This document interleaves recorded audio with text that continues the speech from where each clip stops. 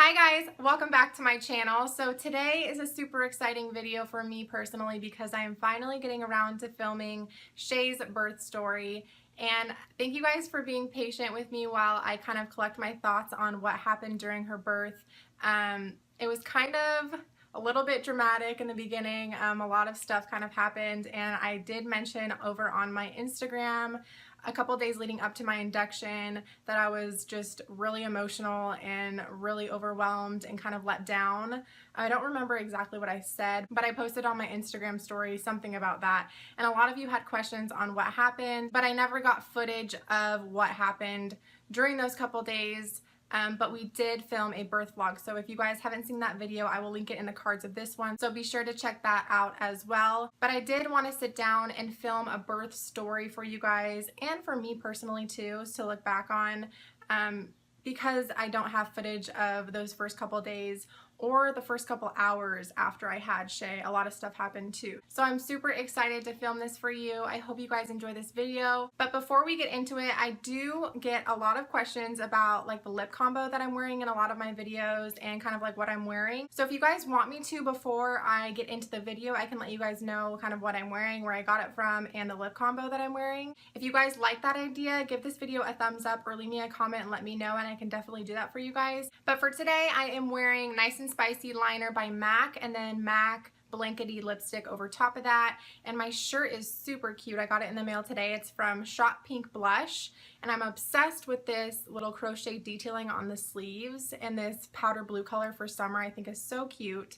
But I will leave a link for everything that I mentioned in the description box, and I will try and see if Shot Pink Blush will give me a discount code for you guys. If they do, I will leave that in the description for you guys as well. But let's go ahead and get into my birth story. So if you watched my birth story with Baylee, you'll know that I had a lot of anxiety leading up to labor because of everything that happened with Baylee's birth.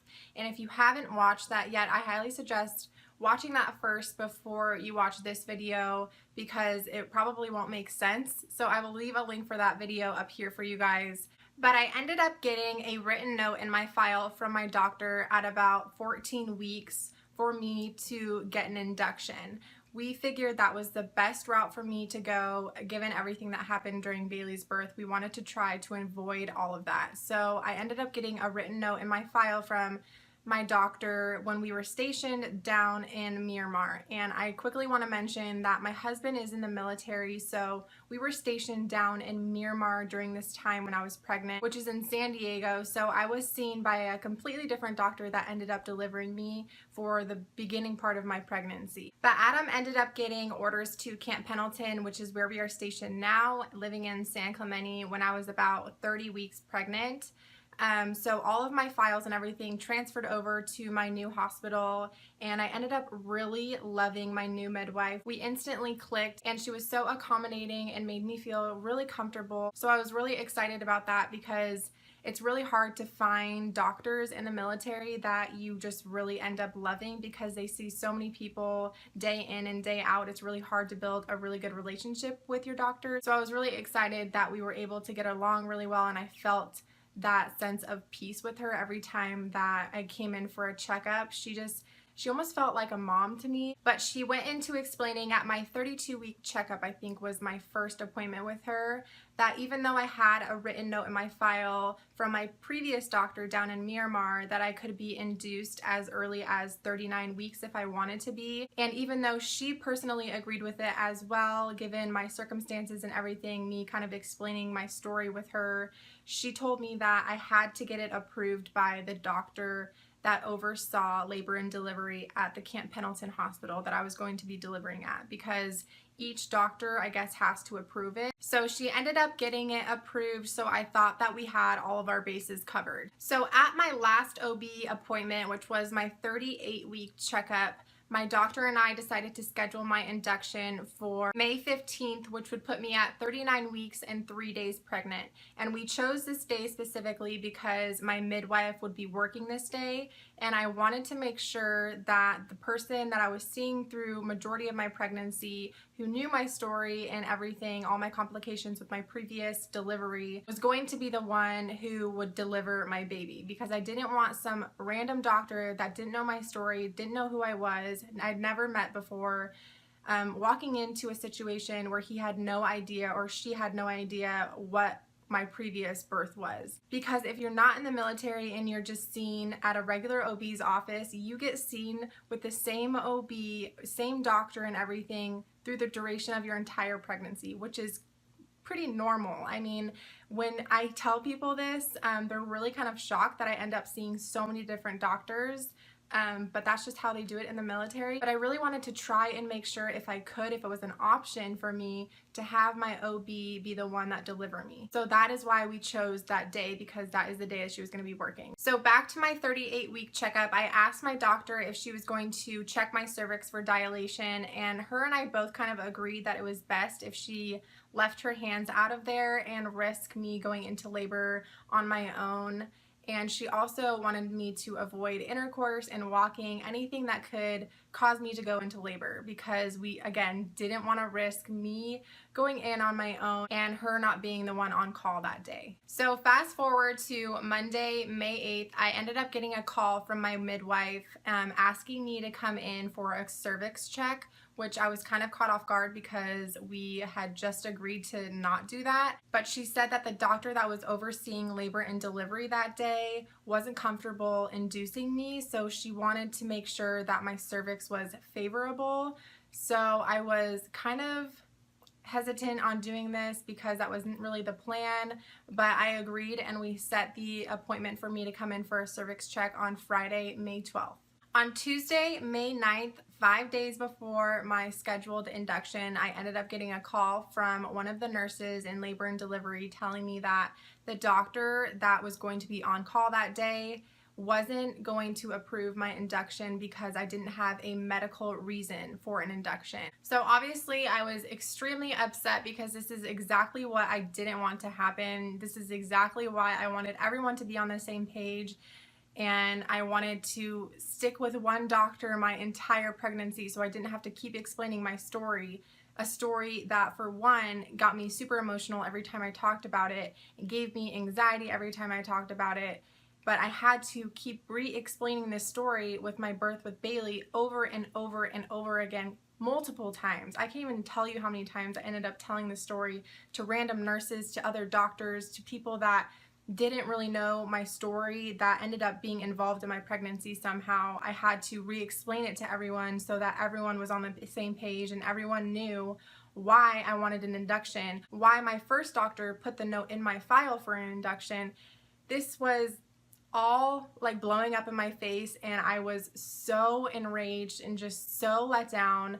And mind you, this was 5 days before I was supposed to go in to have her. So we had this plan since I was 14 weeks pregnant, and then 5 days before I'm supposed to go in for my induction, all of this is just like unraveling and no one is understanding me, and I can't even personally get in contact with my OB that I was seeing throughout the end of my pregnancy because they don't give out numbers for your doctor in the military. You're just, whoever answers the phone that day is who you have to talk to. So I was obviously very upset at this point, and I was on the phone with this nurse just pretty much crying, I think, at this point. And she was trying to kind of calm me down and just let me know that the doctor didn't really think that having anxiety was a medical reason for me to be induced. And so I quickly responded and told her that is not the reason why I wanted to be induced, was because I had anxiety for the birth. The main reason I wanted to be induced was because Baylee came out so fast and so forcefully and ended up coming out with a broken collarbone, and that is what we wanted to avoid. Because I have fast births, I didn't want this birth to be anything like my birth with Baylee. So that is the main reason why I wanted to be induced. And after I said that to the nurse over the phone, she kind of said, oh, well, I don't think the doctor was aware of that, so I will mention that to the doctor and get back to you. So anyways, on Friday, I ended up going in for my cervix check with my OB, and the first thing she said to me when she saw me was she was so sorry for all of the miscommunication. She was so sweet to me during the entire duration of my pregnancy that I saw her for. She always just made me feel so comfortable and so at ease, and I really appreciated that. She always went out of her way to make sure that I was just worry-free, but it was almost just all out of her hands at this point. But she ended up checking me, and I was 3 centimeters dilated, almost completely thinned out, and she said my cervix was definitely favorable enough for an induction, and she actually told me that she wanted me to come in on Sunday rather than Monday for my induction, because the doctor that was working on Sunday approved my induction and the doctor that was working on Monday did not. So that was a total shock, but I left that appointment really hopeful and excited because I was now like hours away from meeting Shay. So she sent me home with some paperwork on what to do for my induction and told me to call labor and delivery at 5 a.m. on Sunday morning to make sure that they had availability for me to come in. That entire weekend I spent deep cleaning the entire house and just preparing for Shay's arrival. And my dad had taken off work and rearranged his entire schedule so that he could be here with Baylee and watch her while we were at the hospital. And that was another really convenient part of having an induction, was knowing which day I was going to go in so that I could have someone here to watch Baylee for us. So Sunday, early morning, I think it was like 3 a.m., I ended up getting a call from labor and delivery again telling me that there was no rooms available for me at the moment. And I was obviously really kind of let down because I had prepared everything. I was so ready at this point to go in for my induction. Mentally, physically, I was just completely ready to go. And to have them say that there wasn't any rooms available, which is so common when you have an induction, it still does kind of put you in a funk. And this was Mother's Day. So we didn't make any plans this day because we thought we would be in the hospital. So it was just kind of like a Debbie Downer day because I was in such a bad mood and just so anxious, like waiting for them to call me. So we went all day with no call, and then I ended up getting a call later on in the evening on Sunday, and they again told me there was still no rooms available for me to come in. And it was now getting even closer to Monday, which again, the doctor that was on call on Monday did not approve my induction. So I wasn't able to come in on Monday either. So I was just an emotional wreck, one because I had hormones up the ass because I was heavily pregnant at this point, so anything would just throw me for a loop, and I was crying all day, all night. I was so stressed out because I was just so mentally prepared to have this baby that day, and then because of all this just miscommunication and everything just blowing up in my face and just getting let down and let down and let down over and over again, I was a mess. And on top of it being Mother's Day, I was just like kind of so grumpy because we weren't able to do anything on Mother's Day because we were just kind of confined to the house, just waiting, anticipating for a phone call. So it wasn't the ideal Mother's Day that I was expecting. I was expecting to have Shay in my arms or at least be in the hospital, like ready to have her soon on Mother's Day, and I was just stuck at home crying and sad in my bed because I wasn't sure when we were gonna have this baby. On Monday morning, I got another call from labor and delivery asking if I could come in for a cervix check to see if I've progressed at all, to see if I was contracting on my own. And I was really kind of just discouraged, let down, and just had no like life to me at this point. I know that sounds so dramatic, but I was so pissed at this point, and I knew my body. I knew it wasn't progressing at all. I knew I wasn't contracting, obviously, because we were trying to avoid all of that. So I wasn't doing anything to try and put myself into labor. If I knew that this was going to end up being my route and that I was going to have to put myself into labor, I would have been doing everything in the books to try to get myself into labor. But I was crying to the nurse on the phone that was talking to me, I remember, and she was really sweet, and she just told me that she was trying to do everything that she could in her power to get me in to be induced, but there's just so many other people you have to go through, I guess, and run things by. But I was just so worn out emotionally and physically at this point, so I agreed to come in. So my dad ended up coming over Monday afternoon to watch Baylee for us, and Adam ended up putting all of our bags and stuff in the car in hopes that we were gonna stay and that they would admit us. But in the back of my head, I kind of knew that it wasn't gonna happen because I knew my body. So we checked in at around 3 o'clock. They hooked me up to all the monitors and everything, and sure enough, I wasn't having any contractions. And then one of the nurses came in to check my cervix, and she told me that I was only 2 centimeters and my cervix was still really high and thick, which I was super caught off guard because a couple days before that, my midwife told me I was 3 centimeters and almost completely thinned out. So I don't really know how that's possible. So the doctor that was on call that day ended up coming in and talking to me, and he just again told me that he didn't think an induction was the best option for me. He said that since my cervix was only 2 centimeters dilated and high and really thick, he just thought that it wasn't the best route for me to go. But after I was like sobbing to him, explaining my birth story with Baylee and just telling him like how ridiculous and unfair this all was, he told me that he would recheck me. So he ended up rechecking my cervix, even though he told me that he did trust the nurse previously that checked me. He said he would at least recheck me and give me that. So he ended up rechecking me, and he said I was 3 centimeters and almost completely thinned out. And by this point, I had like makeup streaming down my entire face. I looked a hot mess. I just felt so defeated. Even though I heard what I wanted to hear, I still just felt so defeated and like no one was on my side. But I think he felt kind of bad for me because he went on to make like a deal with me almost and said that if I went to walk around the hospital for a couple hours, regardless if I made any progress when I came back, that he would go ahead and admit me. So he made sure I was aware of all the complications that could happen for an induction, but he said that my cervix was favorable enough for him to sign off on it. So even though I got what I wanted to hear finally, I still was just so angry that it all had to happen this way. But Adam and I ended up going and walking around the hospital for a couple hours. I think it was like 2 or 3 hours. We ended up walking for 6 miles, I think, and then we came back and they admitted us around 7 o'clock. So they immediately put us in our room, got me hooked up, got all my blood work done, and they gave me my first dose of Cytotec at around 7:30, which if you guys aren't familiar with what Cytotec is and what it does, it's just a tiny little pill that you take. I ended up taking 2 of them. They gave me 2, and it's just supposed to soften your cervix. So I took 2 of them at around 7:30, and within 30 minutes, I was contracting regularly every 3 minutes. My doctor was supposed to come in at 12 o'clock in the morning to check my cervix, but one of the nurses came in and told me that she wasn't going to come in to check me because the Cytotec was starting to wear off and I was still contracting regularly enough on my own. So she said that she was going to come in a little bit later at like 2:30 in the morning. The contractions weren't painful at all at this point. They were just kind of uncomfortable. So I wanted to hold off until they got pretty unbearable to get my epidural. My birth plan was initially to get my epidural as soon as I walked in the hospital, as soon as they would let me get it, because of everything that happened with Baylee's birth and the amount of pain I was in.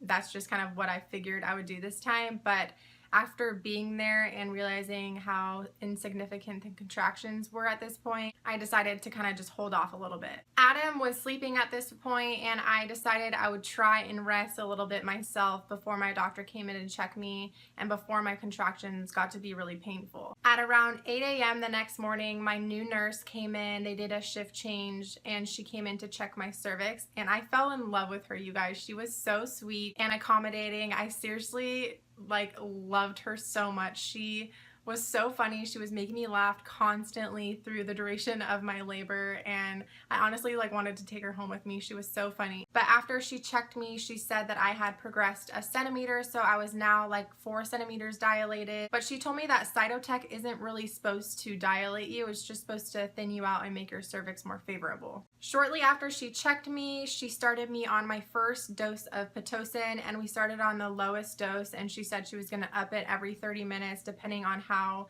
Shay looked on the monitor. At around 10:40 was when I decided I was going to get my epidural, and that procedure took so long. I was not prepared for it to take that long. I thought it was going to take 10 minutes for them to just put it in your back and you're done, but from start to finish, it took 40-45 minutes. And if you guys are nervous whether or not the epidural hurts, I honestly wouldn't worry too much about it. It does not hurt at all. The only part that kind of stings a little bit is the shot for the numbing pain. It just feels like a little zing in your back. It's like a little pinch, almost like you're hitting your funny bone kind of, but a pinch, if that makes sense. But you don't feel anything when they're actually placing the epidural with the huge needle into your back because you're numb by that point. Shortly after that, my nurse placed my catheter for me, and that was such a weird experience. I've never had a catheter before, but obviously I was super numb down there, so I couldn't feel a thing. But I didn't know that as soon as she placed it, that I would start peeing into this bag, so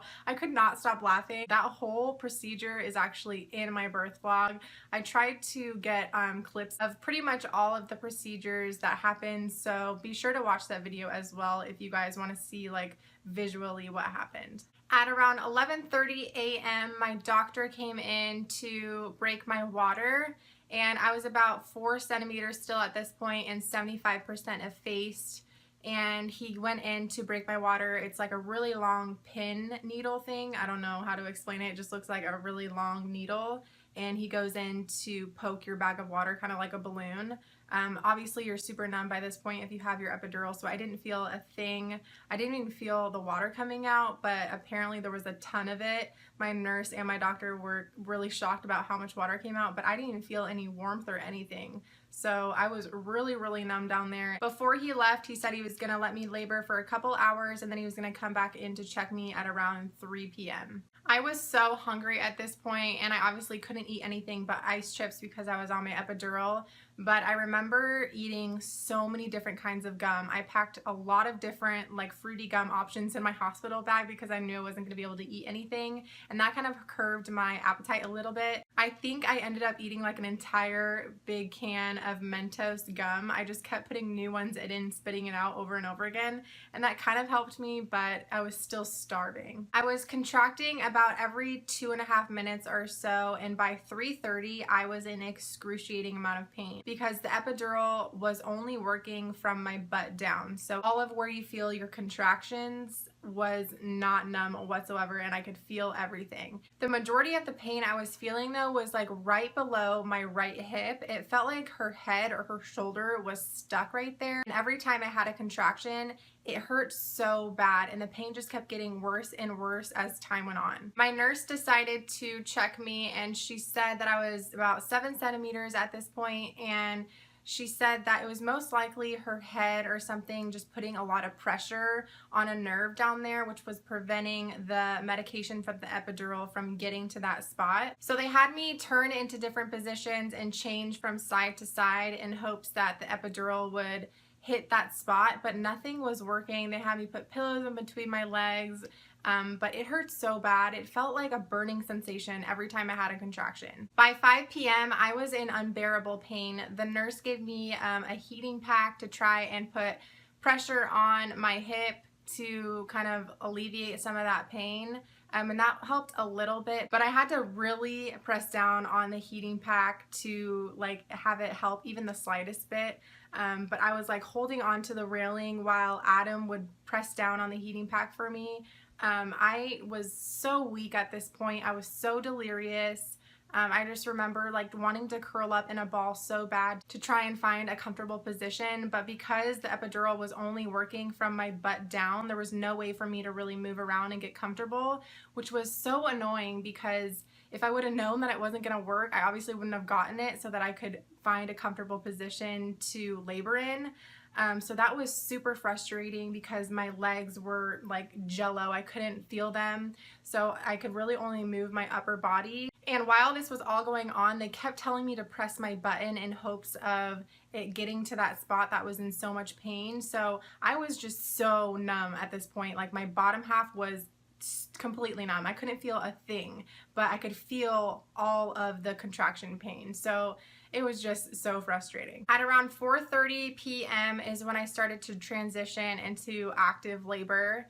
I just felt so nauseous and so dizzy. I could barely even open my eyes because I was just so exhausted. My nurse checked me around 5 p.m. and said that I was fully dilated and ready to push, but she noticed that Shay's heart rate was starting to drop on the monitor, so she ended up giving me an oxygen mask and I hated that thing. For some reason, I just felt even more dizzy and more out of it when I had it over my face, and I kept trying to take it off and take deep breaths because I felt like it was almost doing like the opposite effect for me. I felt like really claustrophobic, and I hated it. Seconds later, they had me curl into position to start pushing, and I could not feel a thing down there. I just remember pushing as hard as I could and praying that it was doing something, and apparently it did, because after my first practice push, my nurse called the baby care team to start coming in to start prepping for Shay. Usually this part is like a big blur for most people, but I remember this so vividly. I just remember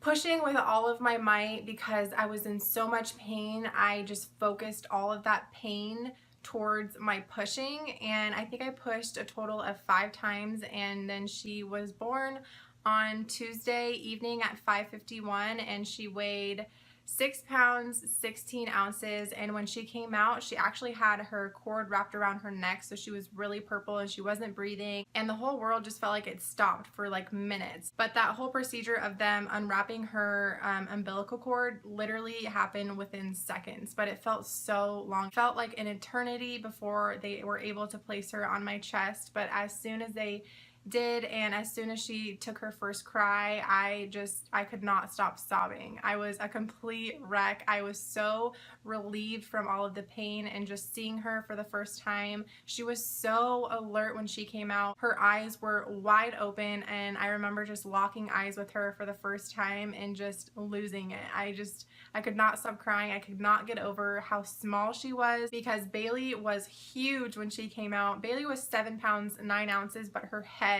was massive. It was in the 99th percentile when she came out. So SHAYS, I think, was in like the 32 percentile. I don't remember exactly, but hers was way smaller, so it just made her look a lot tinier to me. She ended up latching on right away, and we did skin to skin for about an hour until one of the nurses came in to check on my bleeding, which is what they do after you give birth. They will come in, I think, like every 30 minutes or an hour to check on your bleeding to make sure it's not too much. But when she came in to check on me, she noticed that I was bleeding a lot, and she saw what she thought was parts of my placenta or some sort of tissue or something. And I talked a little bit more about this in detail in my 20-week pregnancy update, but basically when I went in for my 20-week anatomy scan, they found like an extra lobe or tissue or something on my placenta. So they wanted to make sure at my delivery that everything got delivered properly and nothing was left back behind, because I could experience postpartum hemorrhaging and like bleed out essentially. So that was a really big scare for me, but they ended up doing a second anatomy scan to really confirm that, because they weren't 100% sure at my first anatomy scan. So they had me come back to reconfirm everything. And when I went in for my second one, they said that I had no sign of a centenarian placenta and that everything looked completely normal. So I kind of just took all of this out of my head and didn't ever worry about it again, because again, they told me that I didn't have it. So I went on for the rest of my pregnancy thinking that everything was normal, but I guess I did have some sort of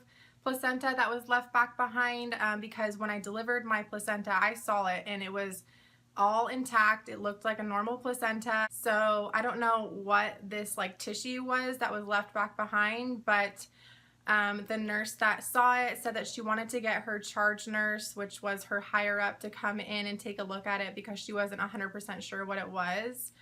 So once the charge nurse came in and looked at it, she was kind of worried, and she thought that I could start experiencing postpartum hemorrhaging. So she said that she was going to have to do a cervix sweep to remove everything, and that was awful, you guys. I can't even explain the amount of pain that I was put in during that procedure. It was horrible. Without a doubt, 100 times worse than giving birth. I would rather have both of my births back to back over and over again multiple times than have to do a cervix sweep, because she sticks her entire forearm up to her elbow inside your cervix while she's pressing on your uterus from the outside, massaging it and pulling all of the blood and all of the remnants, whatever that was stuck up there behind, trying to push it out with her hand while she's scraping your uterus from the inside. And it It hurts so bad. I literally looked like the exorcist, flailing around on the hospital bed, screaming at the top of my lungs to this lady for her to get her arm out of me. I was out of my mind, and even Adam said that he almost had to leave the hospital room because he couldn't bear to see me in that much pain. He didn't know what to do, and that is so not like my husband. My husband isn't really the emotional type, and for him to say that really kind of put in perspective how intense that moment was. So after she scraped my uterus twice, she told the other nurse to put fentanyl in my IV. Why she didn't do this before she did this in the first place, I have no idea. But after she put the fentanyl in my IV, I was able to calm down a little bit. It still hurt really bad, but it was a lot more bearable than without it. And she kept reminding me that if she weren't to get everything out, that she was gonna have to wheel me into OR for them to surgically remove everything, and then I would be away from Shay and Adam for a while, and I wouldn't be able to see my baby for a while because I would be recovering in a different room, I guess. So that was enough for me to kind of like mentally focus on just not being away from Shay and Adam. So I just sucked it up, and after I think she did it a total of 4 times, she was able to get it all out, and then she wheeled in ultrasound to make sure that everything was delivered, and everything was. But I did end up having a lot more blood this postpartum than I did with Baylee's, I think for that reason. I'm not 100% sure, but I think that's why. So after that happened, I was so worn out physically and emotionally, but I was still on such a high with how perfect Shay was that I couldn't sleep. I just spent the entire night just staring at her in awe. She's honestly been the perfect addition to our growing family, and we've been completely smitten with her ever since. So both of my births were really difficult for very different reasons, but I think this birth was more emotionally difficult for me because of everything that happened even before I was admitted.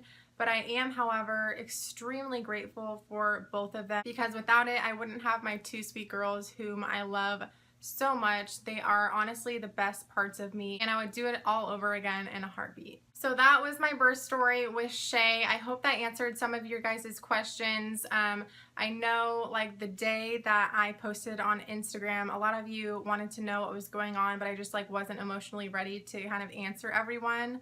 But hopefully that answered all of your questions. And if you guys aren't following me on Instagram, I post pictures of Shay and Baylee, mostly Shay, because Baylee is really hard to get pictures of because she's 2.5 and she's so busy. But I post pictures of Shay constantly. So if you want to see updates on her, be sure to follow me on Instagram. But as always, thank you guys so much for following along on my journey with me. Thank you guys for being patient for me to get this video up. Give this video a thumbs up if you enjoyed it. Subscribe to my channel if you haven't already, and I will see you guys in my next one. Bye.